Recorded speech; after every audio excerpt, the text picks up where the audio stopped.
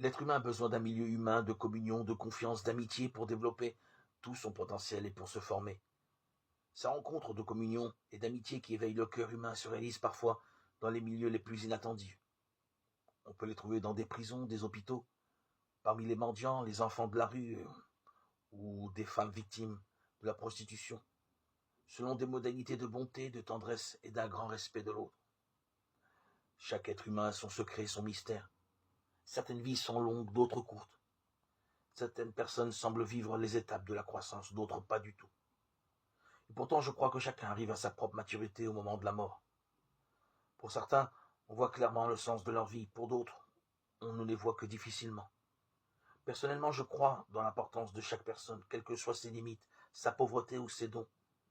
Il y a un sens à la vie de chacun, même si on ne le voit pas. Je crois dans l'histoire sacrée de chaque personne, dans sa beauté et sa valeur. La personne existe dès sa conception. Elle existe avec sa beauté, parfois défigurée dans les hommes et les femmes de la rue, dans les prisons, chez les personnes prises dans la drogue et l'alcool. Elle existe même chez ceux qui tuent avec brutalité, qui utilisent la torture, abusent les enfants. Chaque être humain est important et capable de changer, d'évoluer, de s'ouvrir un peu plus, de répondre à l'amour, de s'éveiller à une rencontre de communion.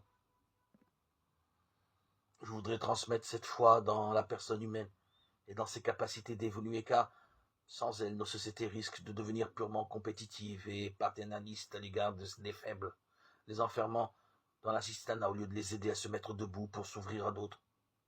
Elles risquent aussi de rejeter ceux qui gênent, parfois même de vouloir les supprimer.